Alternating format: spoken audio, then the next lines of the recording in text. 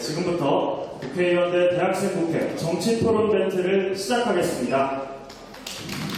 먼저 김승희 현재 제20대 국회의원 맡고 계시고 국회 윤리특별위원회 간사직 자유한국당 당대표 특별보좌역을 맡고 계신 김승희 국회의원님 단상 위로 모시겠습니다. 큰 박수 부탁드립니다.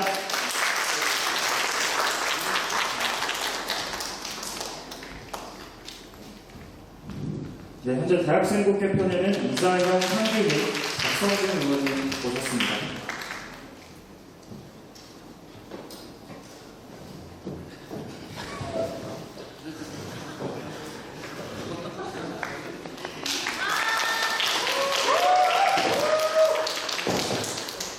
네, 두 번째 토론 진행을 이어갈 원희시대 방송인권 박민영입니다. 토론 규정은 앞서서와 동일합니다. 1인당 발언 시간은 각 3분입니다. 다음 발언자를 위해서 시간을 좀 준수해 주시면 감사하겠습니다만 사실 저희가 3분이라는 시간으로 충분한 대화를 하기 어렵다는 건 잘 인지하고 있습니다. 그렇기 때문에 어느 정도의 유연함은 가지도록 할 거고요. 각 팀의 기조 연설 그리고 반론과 재반론을 통한 자유토론 진행되고요. 마지막 최종 주장까지 결론까지 저희가 전해 듣겠습니다. 대학생 국회팀에서는 3분 이내에 발언 인원을 자유롭게 조정을 해주시면 되겠고요. 오늘 두 번째 토론의 주제는 무분별한 현금성 복지 타당한가에 대한 주제를 내놨습니다. 요즘 지자체에서는 여러 가지 명목으로 현금을 직접 주는 복지를 제공하고 있습니다.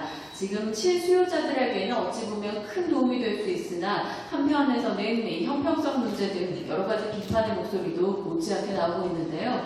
지금 이 자리에서 나누는 이야기들이 앞으로의 방향에 또 큰 도움이 되길 간절히 바라보겠습니다. 오늘 토론자분들은 다 모셨습니다. 먼저 자유한국당의 김승희 국회의원님, 오늘 귀한 걸음 해주셔서 감사드리고요. 저희 축사나 격려의 한 말씀 좀 부탁드리겠습니다.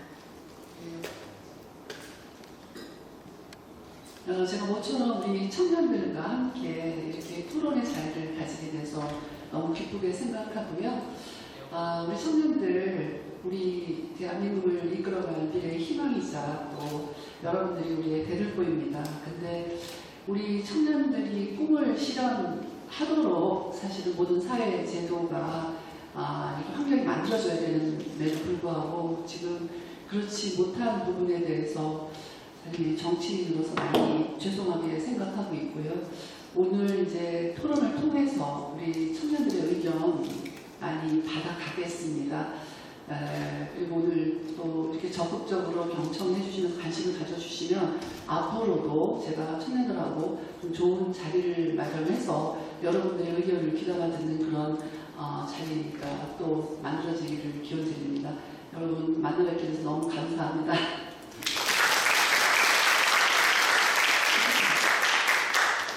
네, 대학생국회 두 번째 정치토론 배틀에 참가하신 세 분의 각각의 짤막한 소개도 저희 전해 듣겠습니다. 먼저 이자영 의원님부터 해주실까요? 네, 안녕하세요. 대학생국회 교육위원회 이자영입니다. 먼저 평소에 이제 관심이 많던 분야에 대해서 전문적인 이제 의원님을 만나서 토론을 진행하게 돼서 굉장히 영광이고요. 이번 시간 동안 저희가 준비한 자료를 이용해서 의원님께 저희의 생각을 분명하게 전달될 수 있는 그런 시간이 되었으면 좋겠습니다. 감사합니다. 네, 한규민 의원님 발언해 주시죠. 네, 평소에 관심을 많이 가졌던 주제라고 하셨는데 저는 전혀 몰랐던 분야를 또 주제로 선정해 주셔서 또 많이 저도 공부하고 또 성장할 수 있는 기회였던 것 같아서 김승희 의원님께 또 감사의 말씀드리고 좋은 토론 함께 만들어 갔으면 좋겠습니다. 네, 박성준 의원님 소개해 주시죠. 네, 국방위 간사 박성준이라고 합니다. 일단 정치 참여 캠프 찾아주신 김승희 의원님께 감사드리고 많이 배우겠습니다. 감사합니다. 네, 네 분 다 굉장히 겸손한 말씀으로 서로 소개를 해주셨는데 지금 이 자리에 참석하신 순간부터는 사실 배움을 떠나서 각각의 동등한 위치에서 의견을 주고받는 자리이니까요. 적극적으로 임해주시길 바랍니다. 첫 번째, 무분별한 현금성 복지 반대 측의 김승희 의원님의 기조 연설로 우리가 사실 복지하면 사회 안전망을 구축하는데 복지의 재정이 사실은 투입돼야 된다고 생각을 합니다. 근데 현재 우리가 살아가는 시대, 이 시대에서의 큰 당면하고 있는 그 난제가 지금 이제 저성장의 그 기조가 고착화되고 있고, 그리고 사회 양극화 문제, 청년 실업 문제 참 당면한 그 난제라고 생각을 합니다. 이런 난제를 풀어가기 위해서 복지 재정이 꼭 필요한 곳에 이렇게 뿌려져야 되는데, 또 한편으로는 내가 낸 세금이 제대로 사용되고 있을까라고 걱정하는 분들도 많이 있습니다. 저는 이제 필요한 부분에 필요한 그 재정이 가는 거에 대해서는 사실 이의가 없겠습니다만, 최근에 일어나는 여러 가지 사회 현상을 볼 때 특히 현금성 복지가 지자체 발로 준대 또 주고 경쟁하면서 과다 경쟁으로 가는 이런 문제가 좀 지적을 해서 이것이 수정되는 것이 맞지 않을까 하는 그런 생각을 합니다. 2016년도에 사실은 경기가 성남시와 서울시가 이제 청년 수당을 지급한다라고 했을 때 찬반의 논의가 굉장히 많았습니다. 그때 그렇게 시작해갖고 지금은 지자체의 그 광역 지자체 17개 중에 세종시 빼고 나머지 지자체에서 그 청년과 관련된 청년 수당과 비슷한 이런 그 제도가 얼마나 있는지 아시는지 모르겠습니다. 한 77개입니다. 그리고 광주만 해도 사실 13개고 또 강원도도 한 17개. 정말 제가 봐도 너무나 많은 유사 중독한 이런 중독성이 있는 이런 것들이 많이 시행되고 있기 때문에 이 부분에 대해서는 교통정리가 좀 필요하다고 생각이 들고요. 제가 지적하고 싶은 거는 과연 이런 복지가 정말 그 정책 목표에 해당되는 우리 청년들에 대한 그 취업이 되는 쪽으로 가고 있는지에 대한 부분이 사실 관련 부처, 중앙부처에서 정책 평가를 해야 되는데 그 부분도 지금 제대로 안 되고 있다. 이런 부분에 대해서는 이런 걸 좀 지적함으로써 이게 수정되기를 진심으로 바라면서 무분별한 현금복지는 수정이 돼야 된다고 저는 생각을 합니다. 네, 무분별한 현금성 복지에 대한 김승희 의원님의 의견 전해드렸습니다. 자치단체 재정 부담에 대한 의견도 함께 언급을 해주셨는데요. 참고가 됐고요. 찬성 측 기조연설 전해 듣겠습니다. 대학생국회팀에선 어떤 분이 발언해 주십니까? 네. 안녕하세요. 대학생국회 한규민입니다. 질문 시작하겠습니다. 토론회의 주제가 무분별한 현금성 복지 타당한가입니다. 사실 우리 찬성 측의 문제의식은 이 제목에서부터 시작했는데요. 이 현금성 복지라는 게 종류가 되게 다양하지 않습니까? 청년수당도 있고 우리가 가장 관심을 갖고 있는 노인수당, 아동수당 이렇게 다양합니다. 그리고 청년수당만 보더라도 아까 의원님 말씀하신 것처럼 성남시 청년 배당이 다르고 또 서울시 청년 수당이 또 다릅니다. 성남시 청년 배당은 보편적 복지에 가까운 걸로 저는 알고 있습니다. 그 성남시에 그 3년 이상 거주한 24세 청년에게는 그야말로 그냥 주는 겁니다. 그리고 그게 취업활동에 쓰든 취미활동에 쓰든 전혀 관여하지 않습니다. 하지만 서울시 청년 수당의 경우에는 조금 다릅니다. 수혜자를 선정하는 기준도 훨씬 더 까다롭고 그게 이 구직 활동에 반드시 쓰도록 하고 있으며 맞게 썼는지 확인하기 위해서 보고서를 꼭 제출하도록 하고 있습니다. 이렇게 다릅니다. 그렇기 때문에 이 현금성 복지라는 개념을 하나로 뭉뚱그려서 이게 무분별한 복지다, 사회주의로 가는 길목이다 이런 식의 너무 이념적인 접근이 현재 많이 이루어지고 있는 것 같아서 좀 정책적인 접근을 하는 방향으로 우리 사회가 나아갔으면 좋겠다는 말씀을 드리고, 또 대한민국은 헌법에서 자유민주주의를 명시하고 있습니다. 자유로운 경쟁과 시장경제의 가치 우리가 물론 지켜나가야 합니다. 하지만 헌법상으로 복지국가의 원리 또한 우리나라 명시하고 있습니다. 그렇기 때문에 그리고 또 그 자유한국당을 비롯한 또 그 보수정당에서도 이미 복지공약을 내걸 정도로 이미 사회 구성원 정부가 복지국가로 경제 일변도로의 자유국가가 아니라 행복한 복지국가로 나아가야 한다는 방향성에는 다 동의하지 않았습니까? 그래서 이런 마당에 현금성 복지라는 개념어 자체에 대한 문제는 좀 무의미하다고 생각합니다. 그리고 마지막으로 제가 중앙일보 기사를 하나 가져왔는데요. 서울시 돈 얼마 벌든 무조건 50만 원 주는 청년수당 검토입니다. 제목부터 딱 보시면 딱 비판받기 좋겠구나 싶습니다. 아니나 다를까 베스트 댓글을 보면요, 이렇게 의원님은 다르게 생각하시겠지만 그냥 퍼주는 건 사회주의 하면 다 망한다. 이젠 국민들도 지친다. 좌파만 안 지쳐. 이런 식의 자극적이고 이념적인 비판 댓글이 많이 달렸습니다. 그런데 서울시는 이걸 지금 시행하고 있지도 않고 말 그대로 서울연구원이라는 곳에서 준 안을 검토만 하고 있었을 뿐이고 실제로 이렇게 모든 청년에게 다 주지 않습니다. 걸러서 줍니다. 수혜자를 선정합니다. 그렇기 때문에 저희는 이 이념전쟁의 영역에 이미 들어와 버린 현금성 복지를 구출해서 이성의 영역에서 토론했으면 합니다. 감사합니다. 네, 한규민 의원의 기술연설이었습니다. 무분별한 현금성 복지라는 토론의 주제 자체에서부터 어느 정도 문제의식을 제기하셨고요. 또 많은 분들이 아마 공감하지 않을까 생각도 듭니다. 이제 본격적인 저희 토론 진행하도록 하겠습니다. 김승희 의원님 발언해 주시기 바랍니다. 예, 제목은 이제 제목의 문제점을 지적하셨는데요. 너무 잘 지적하셨어요. 제목 자체가 좀 이렇게 편향돼 있다. 저도 그렇게 생각을 했습니다.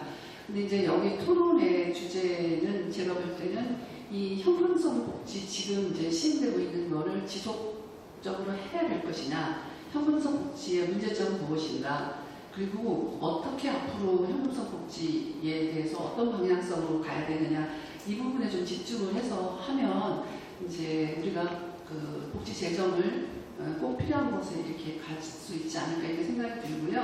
아까 그 한규민 우리 토론자께서 지적을 해주셨는데 경기도 성남에서 그 뿌리는 하는 그 청년 수당하고 서울시하고는 분명히 다릅니다. 지금 아까 제가 말씀드린 7개의 어떤 청년 수당 조금씩 다 달라요. 여건도 다르고 다 달라요. 다른데 이제 궁극적으로 우리가 봐야 될 거는 그 정책 목표가 뭐냐, 이거 왜 주느냐, 이게 굉장히 중요하다고 생각이 들거든요. 정책 목표는 청년들이 지금 취업이 안 돼서 청년들한테 취업을 활동하도록 도와주는 그런 거, 그리고 또 취업 아니더라도 본인이 창업을 할 때 자기의 재능과 능력과 역량을 개발할 수 있도록 이렇게 해주는데 그거를 현금으로 주느냐 아니면은 현물로 주느냐, 이게 두 가지로 나눌 수가 있습니다. 근데 현금으로 줬을 때는 좀 더 창의성, 아까 말씀하신 대로 수혜자가 창의성을 발휘해갖고 좀 더 폭넓게 이 돈을 가지고 활용할 수 있는 그런 장점이 분명히 있습니다. 그런데 이제 제가 말씀드리고 싶은 건 뭐냐면 이렇게 하는 것이 표하고 연결이 돼서 지자체가 이제 선거할 때마다 한쪽에서 그거를 공약을 하면 다른 한쪽에서 그걸 따라한다든지, 그리고 꼭 그 필요하지 않은 곳, 또 지자체 재정 자유도가 낮은 곳에서도 하게 되고 이러다 보니까 경쟁적이 되는 이 문제는 반드시 짚어가야 된다고 생각이 들고요. 저는 이제 우리 이 토론자 어느 분이 받을지는 잘 모르겠지만 제가 좀 이제 의견을 이제 내는 거는, 그러면 지금처럼 이렇게 지자체 말 그리고 아무도 컨트롤하지 않는 이런 현금성 복지가 지속 가능하게 계속되는 것이 맞다고 생각하는 건지, 현금성 복지에도 장점도 분명히 있는데 그 장점을 어떻게 살려야 될 수 있는 건지 장점에 대해서 좀 말씀을 해주시면 제가 그 반론을 끼겠습니다. 네.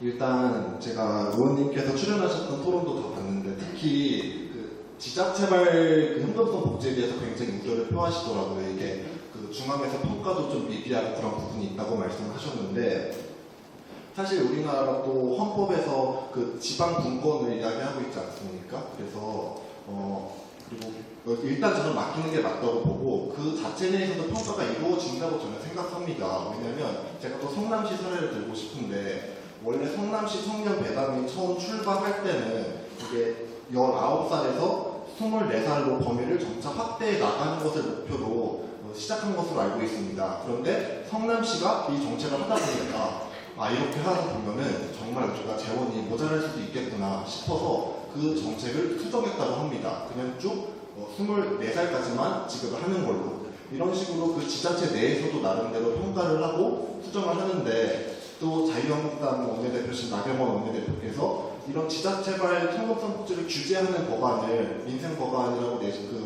발의를 하시겠다고 말씀하신 걸로 저는 그 기사를 보고 왔는데 저는 그게 굉장히 그렇게 그 중앙정부의 정치인들, 그것도 일부 정치인들이 맞지 않는, 별로 부정적인 시각으로 바라본다고 해서 지자체에서 하는 복지를 다 처리하게 할 거면 뭐하러 우리가 지방정권을 하고 있는지 그런 의문이 많이 들었습니다.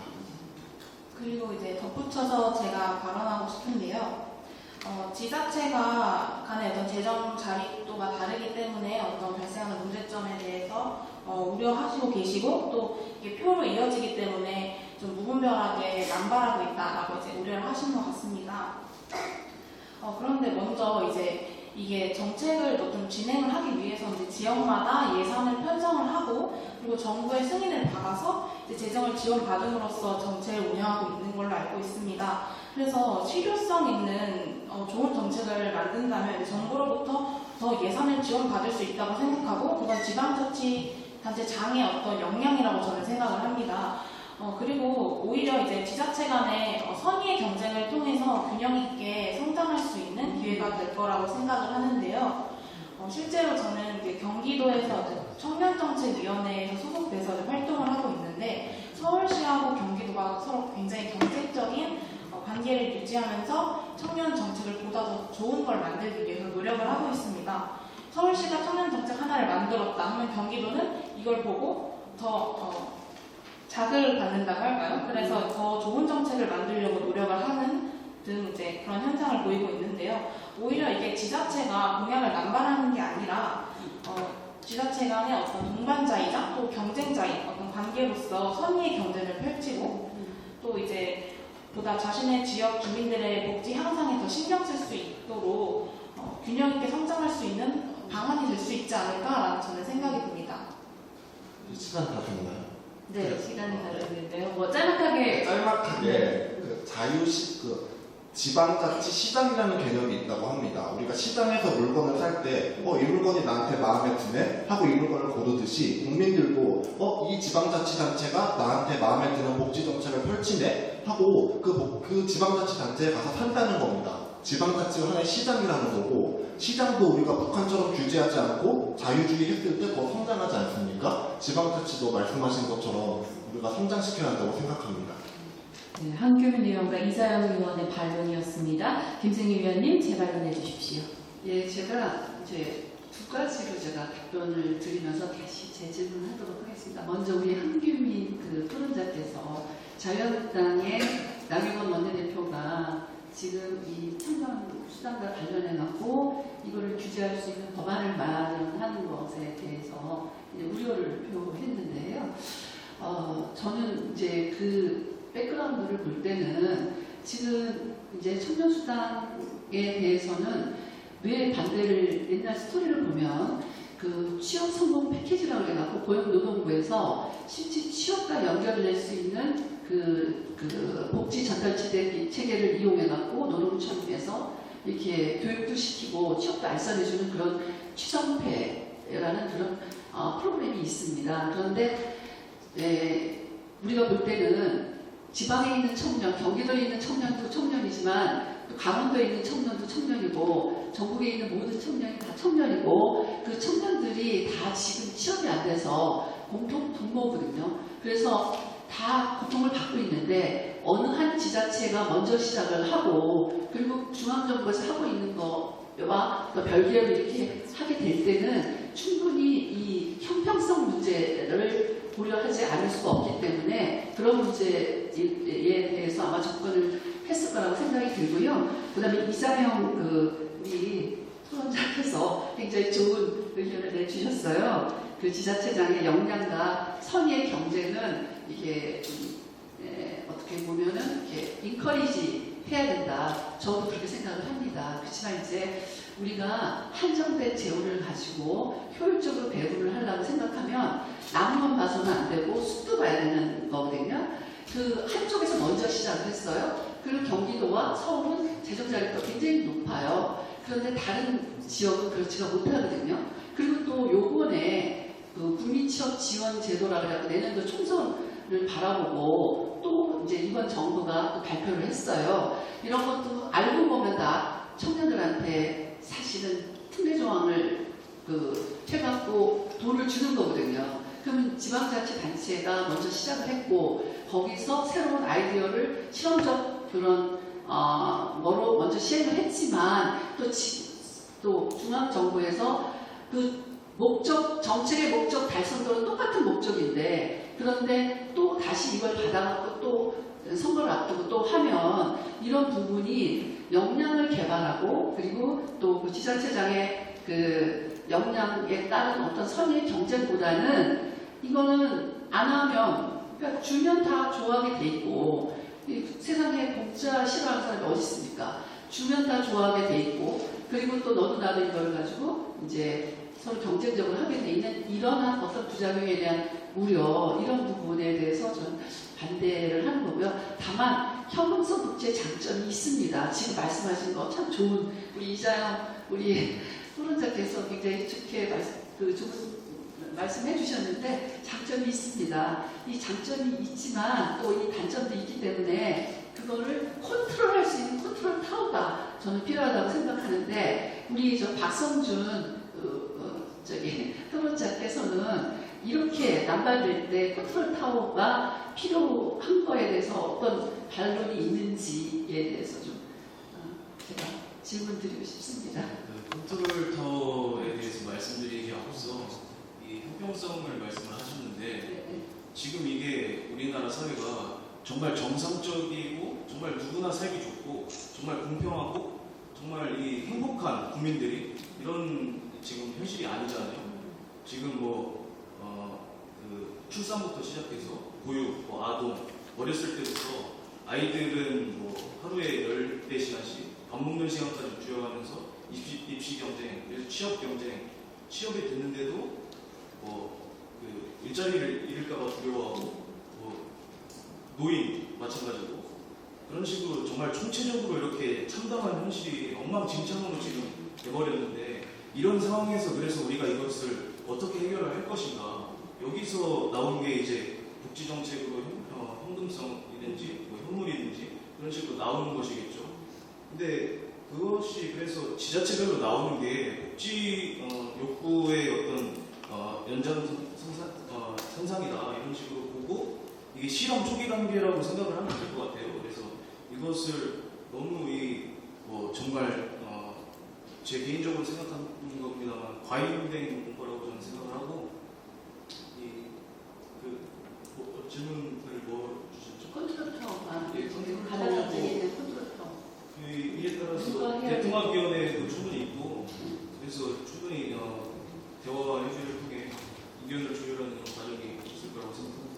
그리고 저도 말씀드리고 싶은데 아까 컨트롤 타워 질문하셨는데 사실 저는 컨트롤 타워 그러니까 저는 아까 말씀드린 것처럼 지방자치가 하고 있는데 거기에 대해서 그 중앙에서 컨트롤 타워를 만드는 거에 일단 저는 그 의견 자체에 저는 반대하는 입장이고 또 아까 그 재원이 서로 다른데 이 지방자치가 하니까 우리도 따라가기 위해서 표를 얻기 위해서 하신다고 그렇게 의도를 말씀하셨는데 사실 상대방의 의도에 대해서 우리가 무궁무진하게 추론할 수 있습니다. 자유한국당이나 보수정당이 이렇게 반대하는 거에 대해서 저 사람들은 잘 먹고 잘 사니까 저러는 거 할 수 있지만 그거는 실제 사실과는 다르고 누구나 추측에 불과하지 않습니까? 그래서 서로의 의도를 추측하기보다는 사실을 근거로 토론을 했으면 좋겠다는 말씀을 드리고 그리고 아까 형평성 말씀하셨는데 또 이게 형평성 문제가 물론 있습니다. 근데 저는 해결해 나가는 과정이라고 생각할 뿐만 아니라 형평성 이유로 우리가 현금성 복지를 지자체가 현금성 복지를 포기하기에는 장점이 너무 큽니다. 특히 지역 특색에 따라서 이게 시행되어야 하기 때문인데요. 그 서울시 중구 아마 의원님 관심 많으셔서 잘 아실 겁니다. 여기가 중구는 돈이 많아서 이거 하는데 옆에 있는 어디였죠? 성동구에서 이게 좀 어렵잖아요. 물론 그런 문제가 있지만 그리고 또 복지부에서 또 다른 중앙에서 현금성 복지 하고 있는데 여기서 또 이 어르신 그 복지 하고 있기 때문에 중복된다 해서 의원님 같은 생각을 가지신 분들이 복지부에서 반대를 했습니다. 근데 이 왜 굳이 중구가 중복됨에도 불구하고 이런 걸 했냐면 현재 중구가 노인 인구가 전체 인구의 17%, 서울시 자치구 중 노령화 지수 1위, 85세 이상 고령층 빈곤율 1위, 이렇게 노인 생활 안정이 시급한 상황입니다. 이렇게 지역 특색이 있기 때문에 저는 현금성 복지 이런 이유로 포기해서는 안 된다고 생각합니다. 제가 시작할까요? 네. 우리 박성준 우리 토론자께서 현실에 대한 그 아주 똑똑한 그 현실을 잘 지적을 해주셨어요.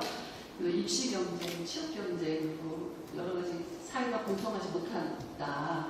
이런 상황에서 이런 참담한 현실 속에서 지금 청년들은 무력감과 또 그리고 어떻게 보면 제도권 안에 들어가지 못하기 때문에 아무리 몸부림쳐도 이제 어떻게 돌파구를 찾을 수 없는 이런 현실 속에서 그 현금성 그 수당, 청년 수당은 하나의 빛이 될 수 있다고 저는 생각을 하고 그런 면을 말씀해 주셨고 이게 실험 초기 단계니까 이게 한번 지켜봐야 되는 거 아니냐 그렇게 말씀한 거로 제가 이해를 해도 될까요? 그렇죠? 네, 그렇죠. 네, 저 동의합니다. 정말 그 이제 꿈과 희망을 실현해야만 되는 우리 청년들이 일자리가 없어서 몸부림치고 있는 이 현실이 이거를 타파를 해야 된다고 생각이 들고요. 그게 과연 현금을 줬을 때 그게 타파가 될 것이냐 아니면 양질의 일자리를 마련하기 위해서 어떤 경제 정책이라든지 고용 좀 정책을 수반하면서 같이 가야 되느냐라는 이제 문제가 있다고 저는 생각이 들어요. 이제 현금성 복지라는 거는 당장 나한테 굉장히 달콤하지만 또 지나고 나서 이 일자리가 양질의 일자리가 마련되지 않으면 또 이게 연속성이 없는 그런 부분이 있기 때문에 그거를 우려하는 측면에서 현금성 복지를 주더라도 취업과 알선될 수 있도록 이렇게 매칭으로 지도를 해야 되는 그런 시스템이 보완이 돼야 된다고 생각이 들고요. 그리고 한규민 우리 저기 토론자께서는 이제 중구하고 성동구 굉장히 시끄러웠죠, 그렇죠?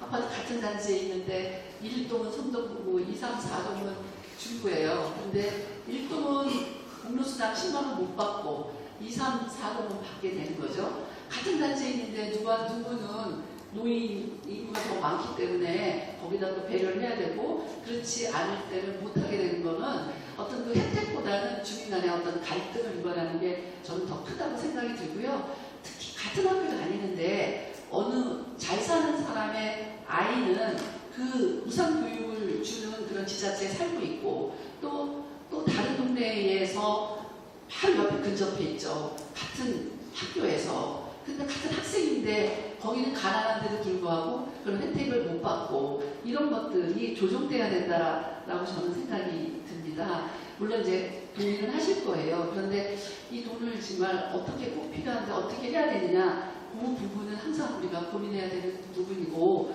우리가 이런 문제점을 지적하지 않으면 아무도 고치려고 하지 않게 되고 그러다 보면 사회 양극화를 해소하기 위해서 복지 재정을 이제 투입하는 건데 양극화가 해소되는 게 아니라 양극화와 사회 갈등이 더 심화되는 그런 부분이 있다는 것을 이제 저는 이제 지적하고 싶고요.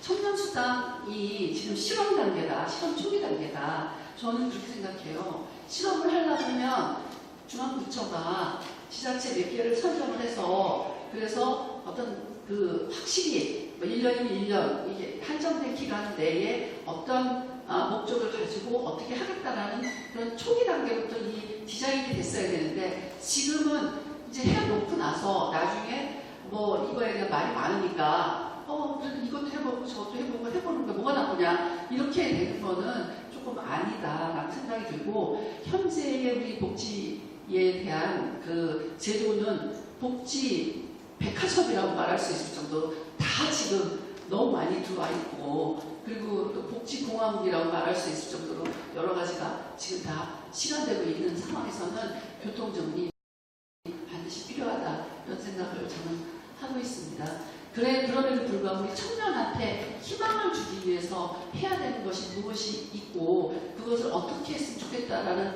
그런 토론은 좀 해주시면 저는 너무 감사합니다. 일단 앞선 토론과 같이 방향은 좀 동일한 것 같습니다. 하지만 그 방식에 대한 저희 토론을 계속 이어나가고 있는 것 같은데요. 재정 자립도에 따라 지역 갈등이 유발되고 형평성 문제가 불거지는 부작용에 대해서 지속적으로 교통정리가 필요하다 혹은 의견 조율이 필요하다라고 김승희 위원께서는 말씀해 주고 계시고요. 일단 대학생국회팀에서도 지역 특색을 고려해서 현금성 복지는 충분히 잘 정돈될 수 있다라고 이야기를 해주고 있습니다. 조금 더 이 김승희 위원님의 내용에 대해서 재반론 해주시길 바랍니다. 어떤 분이 해주실까요? 네. 네, 박성준 위원님. 의원님께서 그러니까 말씀하시는 게 복지는 좋은데 현금성 복지는 좀 우려스럽다 이런 취지로 말씀해 주셨는데 지금부터 왜 현금성 복지가 우려스럽지 않은지를 제가 말씀을 드릴게요. 국민일보 보도에 따르면 1인 가구 포함해서 1분위 소득 그 현금성 복지를 지급한 가구 중에요. 그 소득이 늘어났어요. 그래서 결국에 양극화가 해소되는 이런 결과가 나왔다고 보도된 바 있고요. 또 그리고 사실 이 정치하시는 분들이 책상에서 파악하고 이렇게 알아보는 것과 정말 우리가 현실에서 겪는 것과는 좀 차이가 있는 것 같아요. 왜냐하면 서울시에서 발표한 자료에 따르면 그 청년수당 받은 10명 중 4명이 취업 창업 성공해서 90%에 가까운 사람들이 이제 청년수당이 도움이 됐다. 취업하는데, 창업하는데 도움이 됐다. 이렇게 응답을 한 게 지금 발표가 났는데 왜 이렇게 정말 이 복지는 좋은데 현금성 복지는 안 된다고 하시는지. 이자영 위원님 추가 발언 있으십니까? 네. 지금 일자리가 없는 상황에서 현금성 복지를 하는 것에 대해서 굉장히 우려를 하고 계십니다. 물론 일자리를 정부가 만들면 좋겠죠. 근데 지금 아시다시피 약 54조 원가량 정부가 지원을 했는데도 일자리가 10만에서 20만 정도밖에 증가하지 못했습니다. 따라서 일단은 그 일자리 마련하는 게 하루아침에 뚝딱 하고 마련되는 게 아니지 않습니까? 그래서 일단 우선적으로는 청년들에게 안심시킬 수 있는 그런 방안이 필요하다고 저는 생각을 합니다. 예를 들어서 그 서울시 같은 경우는 50만 원을 6개월간 5천 명한테 줬는데요. 근데 그런 결과 그렇지 않은 집단보다 취업 등의 효과가 더 높은 것으로 나타났습니다. 그래서 청년 수당을 받은 청년들은 취업과 창업률이 41%였고요. 그리고 또 사회에 대한 신뢰도도 이제 수당을 받은 직후 40%에서 8개월 후에는 60%까지 올라간 것을 볼 수 있습니다. 사실 이제 수당을 받는 이제 청년들은 이제 구직 기간이기 때문에 굉장히 불안정한 상태에 놓여 있지만 청년 수당을 받음으로써 이제 실질적인 어떤 건강이나 사회에 대한 신뢰도가 급격하게 향상했기 때문에 우선적으로 청년들을 안심시키고 신뢰도를 높일 수 있는 그런 정책으로서는 현금성 복지가 적합하다고 저는 생각합니다. 네, 지금 말씀하신 내용에 대해서 저도 동의를 합니다. 근데 이제 아까 우리 박성준 우리 토론자께서 그 현금성 복지가 왜 나쁘다고 그러느냐 실제 줘봤더니 그 1분위 소득 그룹에서 이 소득이 늘어났다 이렇게 말씀하셨거든요. 이건 찬반의 논리로 가기는 사실은 쉽지가 않은데 현금성 복지는 가처분 소득이 없는 그룹한테 주는 거 맞습니다.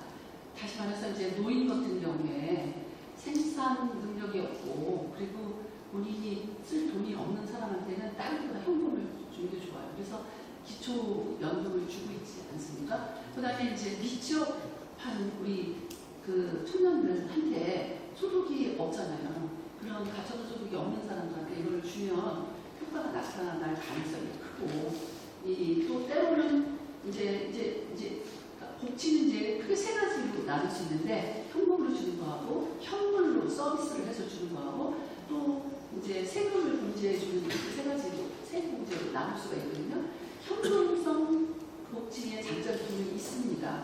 있는데 뭐 장애인 같은 경우 또 아니면 질병에 이제 있는 그런 환자들의 경우는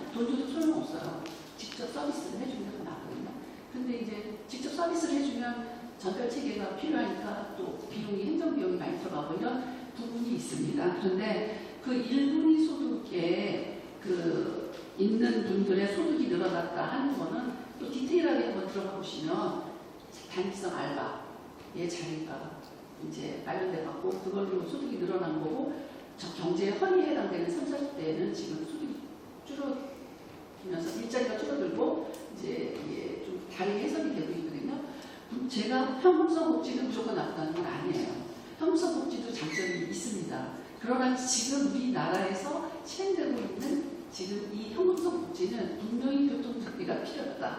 이런 측면에서 말씀드린 거고 또 우리 그 이장영 우리 토론자께서 지금 서울시에서 하고 있는 이 청년수당을 정책평가를 해보니까 취업을 많이 했더라.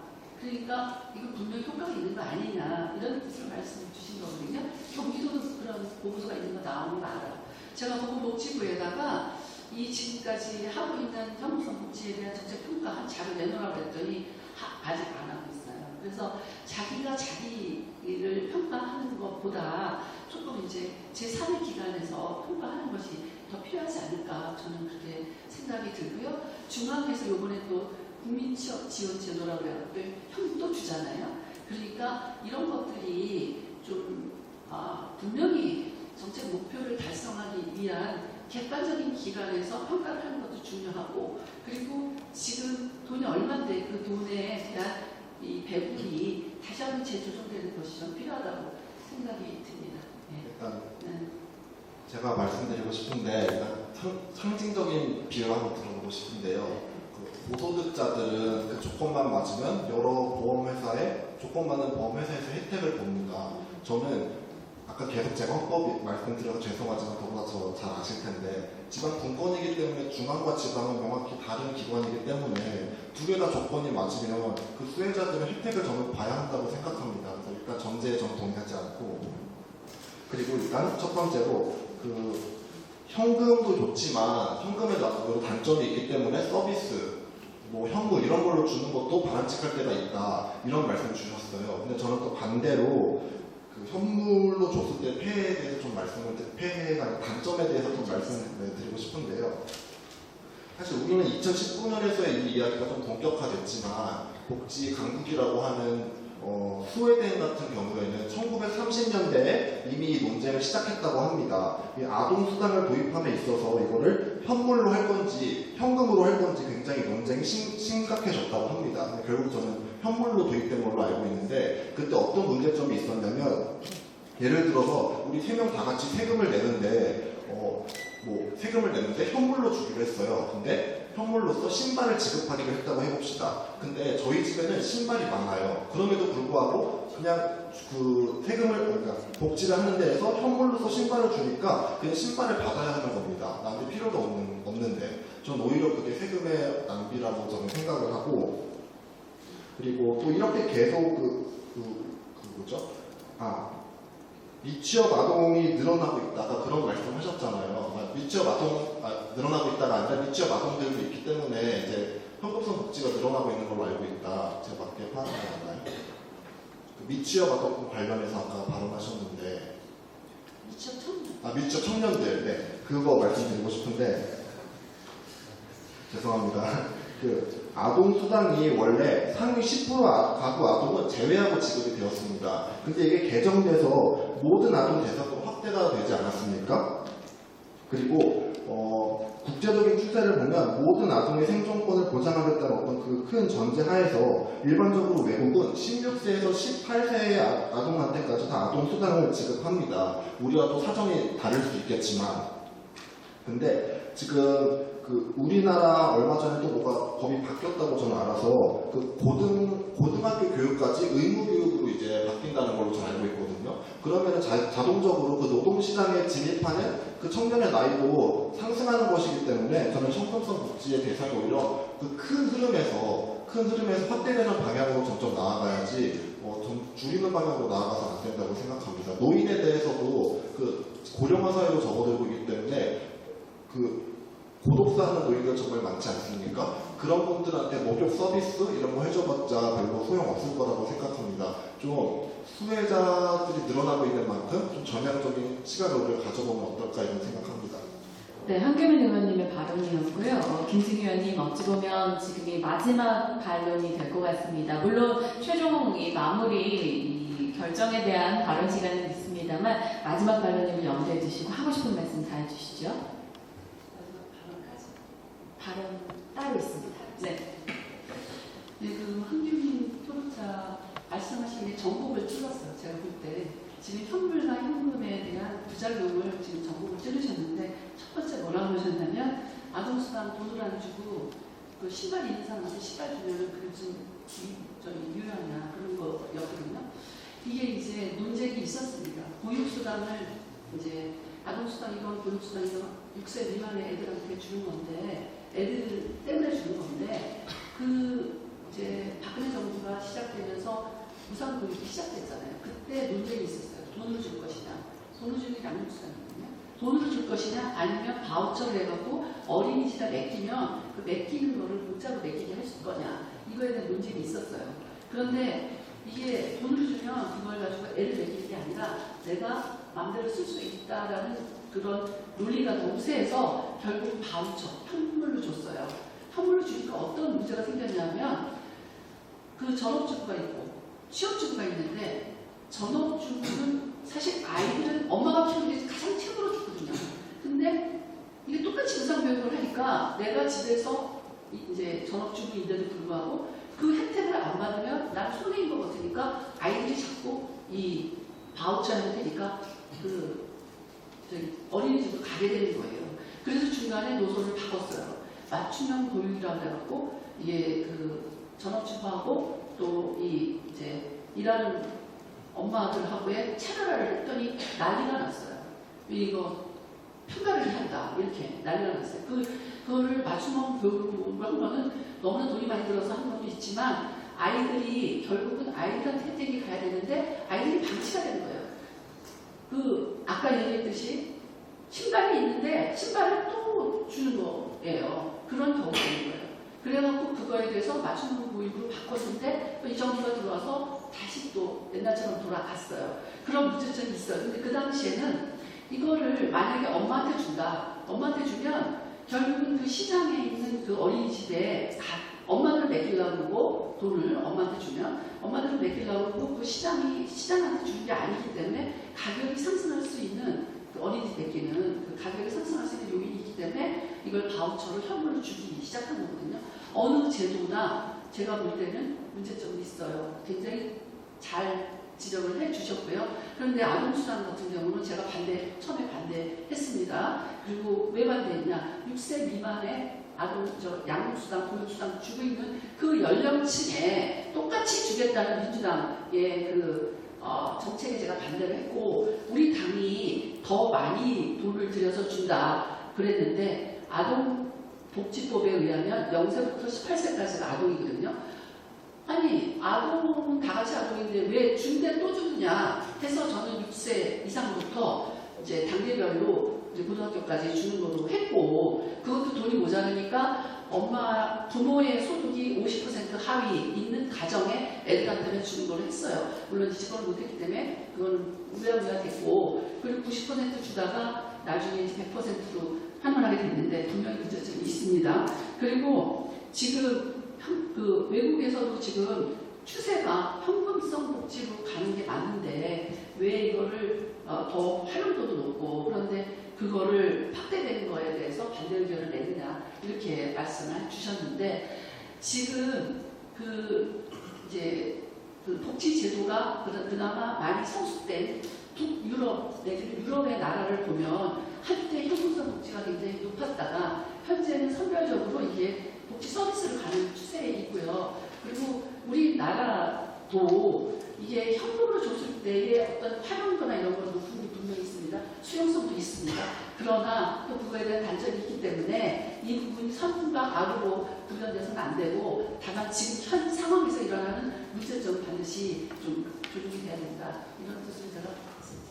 네, 저는 그 의원님 하신 말씀에 일일이 반대하고 싶지 않아요. 일리가 있으신 말씀인데, 그런 말씀을 좀 국회에 나오셔가지고 좀 주장을 좀 해주시고 토론을 좀 해주셨으면 좋겠어요. 지금 몇 개월째 지금 뭐 식물국회였다가 동물국회였다가 다시 식물국회였다가 무슨 뭐 생태계 뭐 종교다양성 보유하는 게 아니잖아요. 국회는.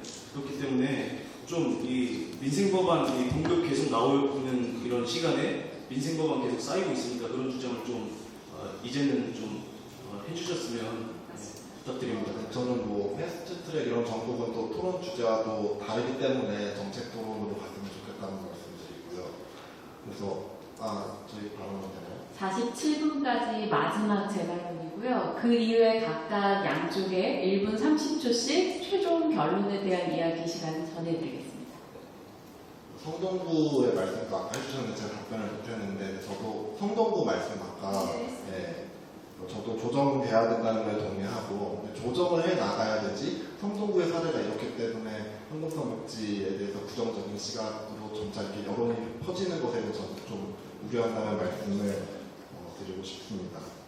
그리고 마지막 1분 말씀드리겠습니다. 아까 복지국가 얘기하면서 북유럽 국가 말씀하셨는데요. 스웨덴 같은 경우는 지금 책임과 의무의 공동부담 원칙이 지켜지고 있기 때문에 책임과 의무의 공동부담 원칙이 지켜지고 있기 때문에 지금 복지시제도 시스템이 구축되고 지속 가능할 수 있도록 만들어진 상황이고 그 이후에 선별적 복지 시스템으로 바뀌었거든요. 근데 의원님도 아시다시피 아직까지 우리는 이제 복지 체계가 좀 미미한 수준이잖아요. 그래서 일단은 보편적 복지 실행을 통해서 좀 어느 정도 제도를 구축한 이후에 선별적 복지를 시행하는 것이 더 적당하다고 생각합니다. 네, 이자영 의원의 발언까지 저희가 확인을 했습니다. 정말 시간이 너무나 부족하게 느껴지는 토론인데요. 김승희 의원님 최종 결론 마지막 부탁드립니다. 자, 오늘 사실 이제 처음으로 우리 대학생 토론자분들과 이렇게 토론을 해보니까 나는 굉장히 그 문제의식을 가지고 이 현금성 복지에 대한 문제점을 파악하려고 노력하신 그 점에 대해서 제가 깜짝 놀랐고요. 굉장히 그런 면에서 존경합니다. 그리고 저는 어차피 이쪽 분야에 많이 종사를 했기 때문에 어떤 지식이나 이런 부분은 많을 수 있지만 그래도 또 우리 젊은 사람들이 이런 문제의식을 가지면서 사회를 바라보는 것은 굉장히 중요한 포인트라고 저는 생각이 들고요. 그리고 권한과 책임과 의무를 함께 가져야 된다. 저는 그렇게 생각을 해요. 그리고 복지체제가 이제 솔직히 보편적 복지에서 선별적으로 가야 되느냐, 선별적 복지에서 보편적으로 가야 되느냐에 대한 제 개인적인 사견을 말씀드리면 우리나라가 사회 양극화가 점점 심화되고 있어요. 그래서 안전망이나 아니면 복지 사각지대에 그런 그 부분을 보완하기 위해서 복지가 많이 확대돼야 된다고 저는 생각이 드는데요. 그래서 가끔 복지 얘기하면은 비극적인 사건에 대한 그 사건을 이제 이렇게 부각을 시키곤 해요. 근데 사회 양극화를 해소하기 위해서는 동일한 액수를 모든 사람한테 다 주는 것이 양극화를 해소할 것이냐, 아니면은 정말 가난한 사람, 사회 어떻게 보면은 그 절대 비곤층 이런 그 취약계층한테 더 많이 주고 그리고 그렇지 않은 쪽은 좀 덜 주는 것이 양극화를 해소하는 거냐. 제가 아동수당의 90%대 그때 토론했을 때 말하는 거는 아동수당을 100% 다 주겠다 이렇게 얘기를 하는데 실제 아동을 6세 미만의 아동을 보니까 주식을 가지고 있는 아동이 10,000명이 넘었고요. 그리고 그게 2,000억이 넘었어요. 부동산을 가지고 있는 아동도 상당히 많아요. 이런 아동까지 우리가 혈세를 해갖고 줘야 되느냐라는 의미에서 제가 90%를 했지만 또 보편적 복지의 타당성도 있어요. 그런데 이게 이제 행정비용이 많이 든다고 해서 그 비용이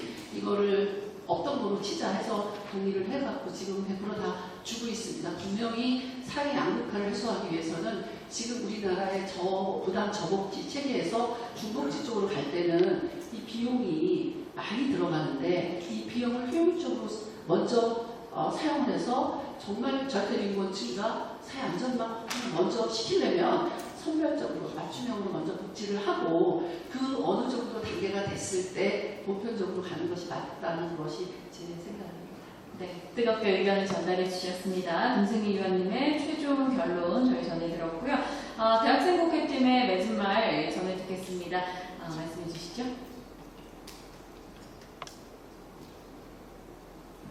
예, 오늘 김승희 의원님께 좀 필요 이상의 반론을 한 것을 후회하고 있습니다.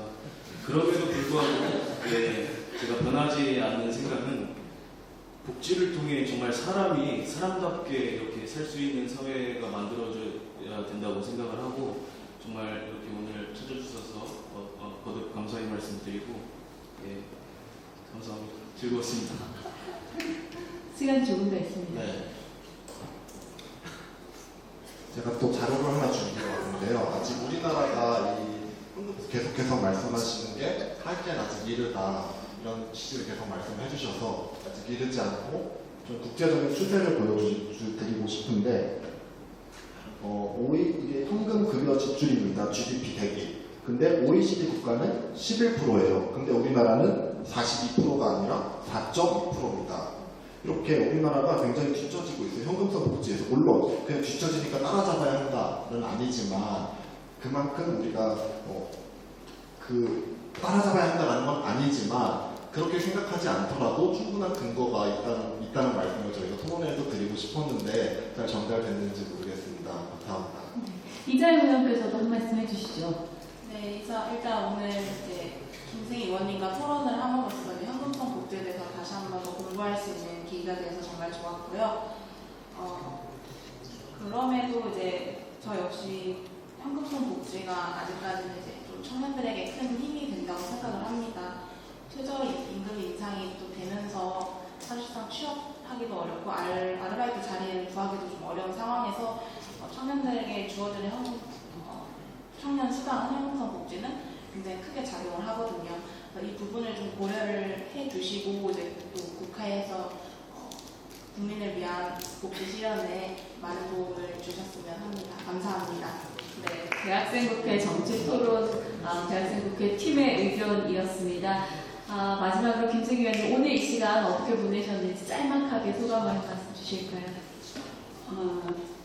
청년들과의 지속적인 대화를 통해서 우리 청년들이 고민하고 또 우리 청년들이 하고 싶은 일을 할 수 고민을 듣고 우리가 청년들이 하시고 싶은 거를 하도록 하는 것이 대한민국의 미래라고 저는 생각을 합니다.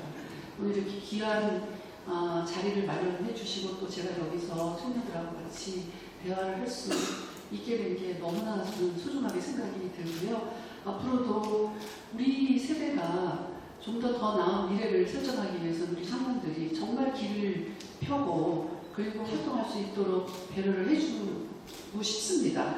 다만 제가 또다시 말씀드리고 싶은 거는 세상에 공짜는 없습니다. 그건 다 비용이 들어가는 거고요.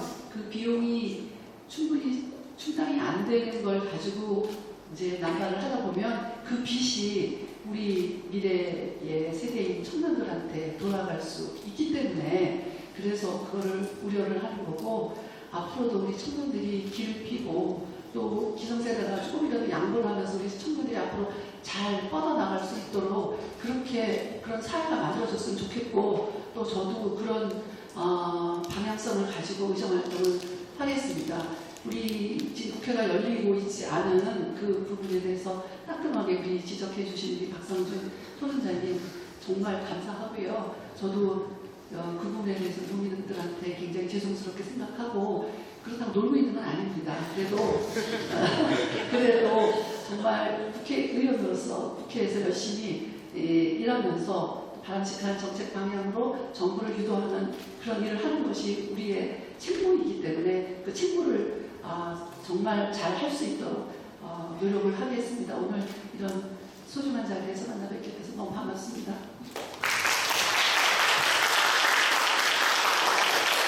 네, 오늘 토론 주제에 대해서는 양측 토론자분들께서 모두 다 문제 제기를 해주셨기 때문에 무분별한 현금성 복지 타당한가 토론이 아닌 현금성 복지에 대한 토론을 이것으로 마치도록 하겠습니다. 앞으로도 이 자리에 계신 청년 청년분들의 바람을 우리 김승희 위원님께서 국회에서 잘 반영해 주시리라 믿습니다. 열띤 토론 펼쳐주신 김승희 위원님 그리고 대학생 국회 본선팀에게 다시 한번 큰 박수 부탁드립니다. 네, 마지막으로 이원님과 사진 촬영이 있겠습니다. 단상 위에서 관객을 등을진 채로 촬영하시면 될 것 같아요. 그리고 단체 촬영 이외에 개인 촬영 요청을 첨가해 주시기 다시 한번 부탁드립니다.